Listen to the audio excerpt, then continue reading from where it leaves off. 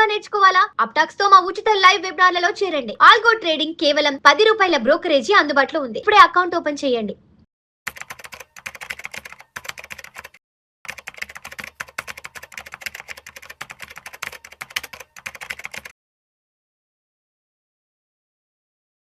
అసలండి welcome to Suman TV. నేను విజయకర్ గారు. చాలామంది స్టాక్స్ కొనుక్కుంటుంటారండి, అమ్ముతుంటారు.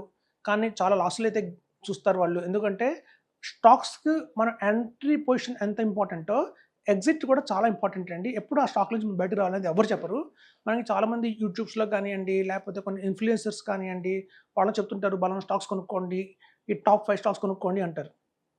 సో ఎంట్రీ చెప్పేస్తారు. కానీ ఎగ్జిట్ చెప్పరు. అది 2 ఇయర్స్ వెయిట్ చేయాలా? 3 ఇయర్స్ వెయిట్ చేయాలా? సో మన పోర్ట్‌ఫోలియోలో ఉంచుకోవాలా? ఉంచుకోకూడదా? ఇలాంటివన్నీ కూడా అర్థం కావండి. సో వీటన్నిటిని చెక్ పెడుతూనే మనకి మినీ పీఎంఎస్ మనం చెప్తూనే ఉన్నాం. పీఎంఎస్ చాలా మంచిది, చాలా బావుంటుంది. ఎక్సలెంట్ రిటర్న్స్ అయితే వస్తుంటాయి అందులో. కాకపోతే మినిమమ్ వచ్చే ఇన్వెస్ట్‌మెంట్ మనం 50 లాక్స్ చేయాల్సి ఉంటుంది పీఎంఎస్‌లో యాస్ పర్ సెబీ రూల్. అయితే మనకి మినీ పీఎంఎస్ లాగా మనకి స్మాల్ కేసెస్ రూపంలో అందుబాటులో ఉన్నాయండి. అదే మినిమమ్ మనం 5 లాక్స్‌తో కూడా ఎంట్రీ తీసుకోవచ్చు. సో ఇది ఎలా ఉంటుందో చూద్దాము. మనం పెట్టే 5 లాక్స్‌కి వాళ్ళు దగ్గర 20-25 స్టాక్స్ అయితే మనకి అలొకేట్ చేస్తారండి.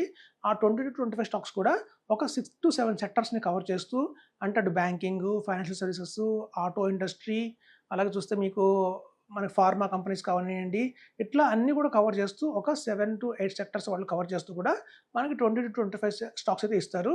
సో ఆ స్టాక్స్‌కి గాను వాళ్ళు డీమ్యాట్ అకౌంట్ ఉంటుందండి. కామన్‌గా మన డీమ్యాట్ అకౌంటే ఉంటుంది.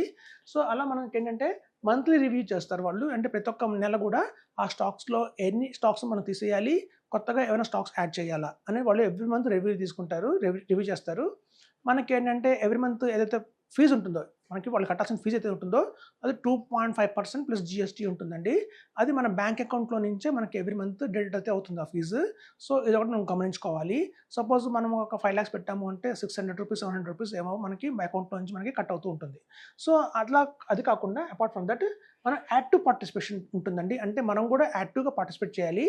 వాళ్ళు మనకి ఎవ్రీ మంత్ రివ్యూ చేసిన తర్వాత అందులో ఏ స్టాక్స్‌ని అమ్మాలి, ఆ అమౌంట్‌తో మళ్ళీ ఏ స్టాక్స్ కొనాలి విత్ రీజన్ కూడా రాస్తారండి. ఈ రీజన్ వల్ల నేను స్టాక్‌ని అమ్ముదాం అనుకుంటున్నాను. ఈ రీజన్ వల్ల ఈ స్టాక్‌ని మేము కొందాం అనుకుంటున్నాం అని చెప్పి. సో మనకి ఎవ్రీ మంత్ ఒక రీజన్‌తో సహా మనకొక అప్డేట్ అయితే వస్తుంది. మనకొచ్చిన ఈమెయిల్‌కి జస్ట్ ఒక లింక్ ఉంటుందండి. ఆ లింక్ మనం క్లిక్ చేయాలి రీబాలెన్స్ కోసం. సో మనం కనుక ఆ లింక్‌ని క్లిక్ చేస్తే ఆ రోజు ఒక 3 స్టాక్స్ ఉన్న పోర్ట్‌ఫోలియోలో ఒక 3 ఆర్ 4 స్టాక్స్ సెల్ అయిపోతాయి. ఆ అమౌంట్ నెక్స్ట్ డే వస్తుందండి. వచ్చిన అమౌంట్‌తో మళ్ళీ ఇంకో 2 స్టాక్స్ వాళ్ళే బై చేస్తారు. ఆటోమేటిక్‌గా బై అవుతాయి. సో అట్లా ఎవ్రీ మంత్ రివ్యూ అనేది జరుగుతుంది. సో మన దగ్గర ఉన్న 20-25 స్టాక్స్‌లో ఎన్ని స్టాక్స్ ఉంచుకోవాలి, ఎన్ని స్టాక్స్ అమ్మేయాలి, కంటిన్యూ చేయాలా వద్దా అనే నిర్ణయం కూడా ఎక్స్‌పర్ట్స్ తీసుకుంటారు. సో వీళ్ళందరూ కూడా సుదీర్ఘంగా 25 ఇయర్స్ ఎక్స్‌పీరియన్స్ ఉండి, అంటే మ్యూచువల్ ఫండ్ కంపెనీస్‌లో ఆల్రెడీ ఫండ్ మేనేజర్ లాగా పనిచేసిన వాళ్ళే, ఎవరైతే ఎక్స్ట్రార్డినరీగా పీఎంఎస్‌లు రన్ చేస్తున్నారో, ఆ పీఎంఎస్‌లు రన్ చేస్తున్న వాళ్ళే ఇట్లాంటివి కూడా పోర్ట్‌ఫోలియో హ్యాండిల్ చేస్తున్నారు కాబట్టి, ఒక మంచి ఎక్స్‌పర్ట్స్ మన చేతిలోనే మన అమౌంట్ అయితే ఉంటుందండి.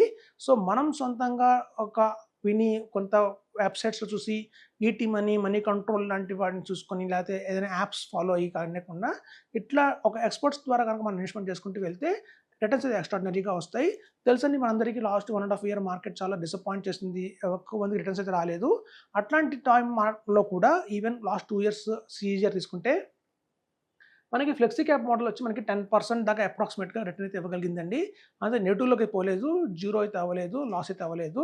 ఎవరైతే చక్కగా చేసుకున్నారో మిడ్ అండ్ స్మాల్ క్యాప్ కేటగరీకి సంబంధించిన మినీ పీఎంఎస్‌లు అయితే గనక ఆ మాత్రం 20% అప్రాక్సిమేట్‌గా రిటర్న్ అయితే ఇచ్చాయండి. సో మనం చేయాల్సిందల్లా యాక్టివ్ పార్టిసిపేషన్ అయితే ఉండాలి. ఎవ్రీ మంత్ ఆ లింక్స్‌ని మనం క్లిక్ చేయటము. ఒకవేళ బై చాన్స్ మనం ఏదైనా ఔట్ ఆఫ్ సెషన్‌లో ఉన్నాము, మనం ఏదో మీటింగ్‌లో ఉన్నాము, బిజీ లైఫ్ షెడ్యూల్‌లో పడిపోయాము, వాడు పంపించిన లింక్ మనం క్లిక్ చేయలేదు. వచ్చే నష్టమే ఉండదండి. ఆ పాత స్టాక్స్ అలా కంటిన్యూ అవుతుంటాయి. నెక్స్ట్ టైమ్ వాళ్ళు ఎప్పుడైతే రివ్యూ చేస్తారో అప్పుడు ఆటోమేటిక్‌గా ఆ స్టాక్స్ అయితే మళ్ళీ మారుతుంటాయి. సో అలా అండి ఇది మినీ పీఎంఎస్ అంటారు దీన్ని. So mini PMS, small case అనేవి చాలా అందుబాటులో ఉన్నాయి మార్కెట్‌లో.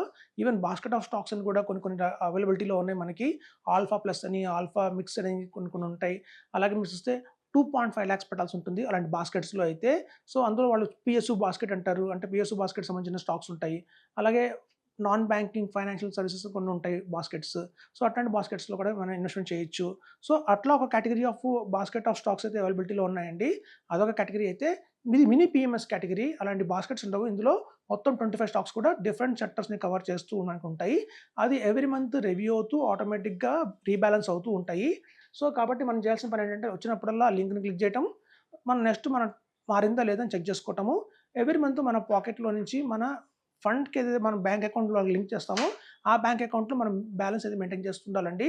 సో ఇనిషియల్గా 3-4 మంత్స్ ఒకేసారి తీసేసుకుంటారు ఫీజు. తర్వాత నుంచి ఎవ్రీ మంత్లీ ఉంటుంది ఫీజు.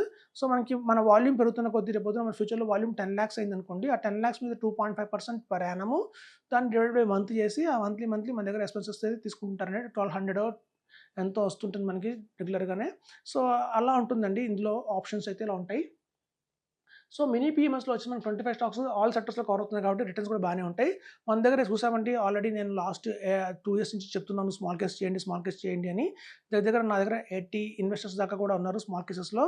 అందులో కొంతమంది ఈ మార్కెట్ వాలిటాలిటీకి భయపడిపోయి క్విట్ అయిపోయారు చాలామంది.